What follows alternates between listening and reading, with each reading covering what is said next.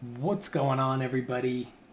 First up, I want to show you the dry brush we've been using on this skull. Check it out, still in tip-top condition, and we have been using the same one over and over again here on all the demonstrations, from basing Warhammer models to dry brushing skulls to doing all kinds of stuff. So hopefully you're going to get on board January 17th for the Ghost dry brush Kickstarter for these two guys right here being added to the Ghost paintbrush line. You can see here from a lot of use. This one's starting to change color. That's fine, right? I'll show you the progress here. We put up the video where we did the lower jaw, and off camera I also did the skull, the whole skull. So how I did that is the same way as the lower jaw video, so go back and check that one out. And another extra step I took, I wanted to try out these transparent Liquitex inks. So transparent burnt sienna, transparent raw sienna, and transparent burnt umber. And I sprayed these through the airbrush. I did a video reviewing those. I got them, you can get them on Amazon. And what I did is after I dry brushed the whole skull and the jaw, just like we did on the other video, I then airbrushed the dark umber into the shadow areas, then a transition with the burnt sienna, and then the rest of it with the raw sienna. So that changed the color drastically. And then what I did is I went back and dry brushed it again. Now that took quite a while, obviously, to dry brush this entire head twice, but it leaves a lot of little subtle details. You can see here in the patterning of the skull, because of the dry brush only picking up the surfaces we want to, we can get a lot of variation in brush stroke, a lot of variation in detail. And I kind of left the teeth with that yellowness, kind of yellow sheen to them. So hopefully that gives them kind of an interesting look. We might go do something else on those. So anyway, I think he looks pretty good. And I just want to show you some stippling highlights we're going to put here on the bridge of the nose, maybe the bottom of the eye sockets, maybe the brow here. And that's probably about it for this one. So if you're not familiar with dry brushing, we have a video on how to do that. And if you are and want another technique to use your dry brushes with, here's how you do a stippling highlight. We're using Screaming Skull from Citadel Color. You're going to load up, this is the size 1 dry brush, the other one I've been using is size 2. So we're going to load that up onto the brush and use our Taco Bell napkin here. And what we're going to do is work it into the bristles, just like normal. We're not necessarily trying to get it completely empty of moisture like we would when we're dry brushing. And we're going to test it by doing little, you hear that? Little stabbing motions. And that's just going to give us a controlled, you can see the little build-up. So that would be a stippling motion. This would be a dry brush. Stipple. And this is going to be really subtle and really slow, but it's going to give us just precise details with the dry brush that we normally wouldn't have that kind of control over when you're using it as a traditional dry brush. And this is definitely a situational technique.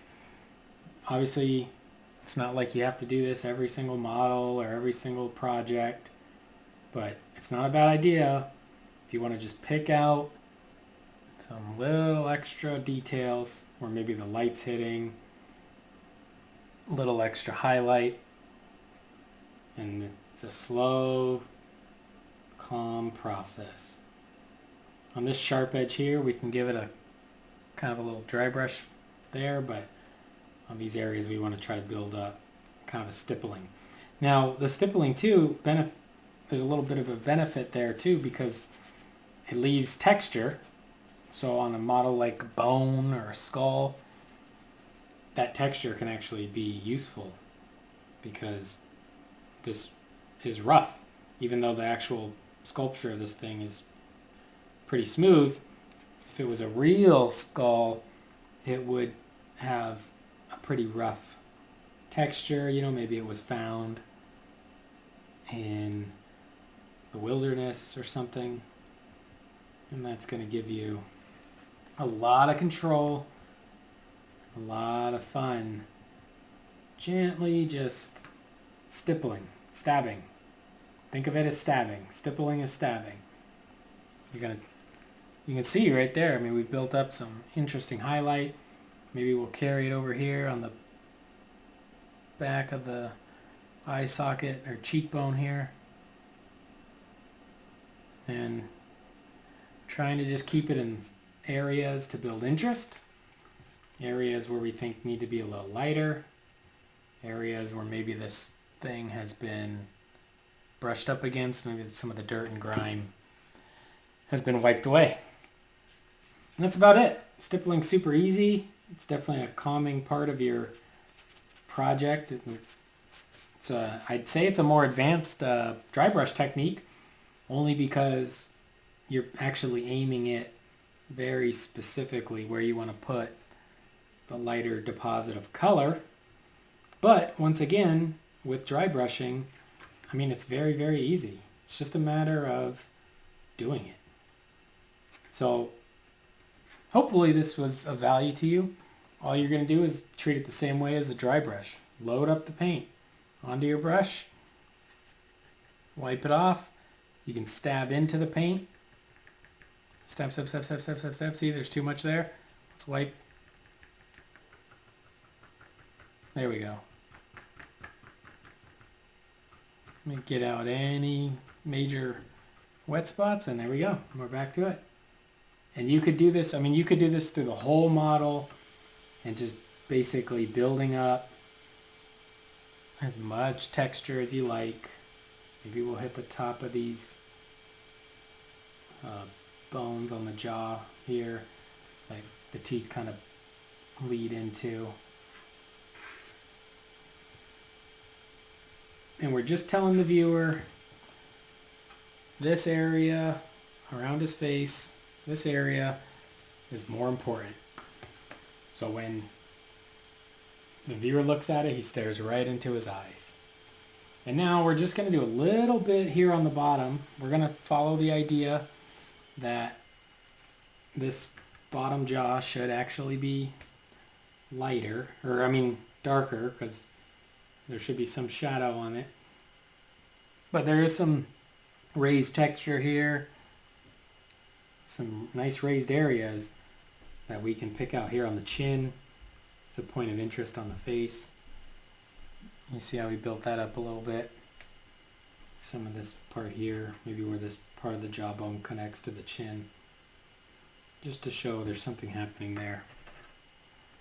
And that's it. That's pretty simple. Hopefully now you know how to stipple. You could build up tons and tons of colors this way if you alternate colors, if you stipple, you know, alternating blues and greens back and forth, you can create, you know, a pretty neat effect. This is kind of like what an airbrush is doing, except an airbrush is shooting like millions of tiny little specks, whereas we're just slowly depositing them a little at a time.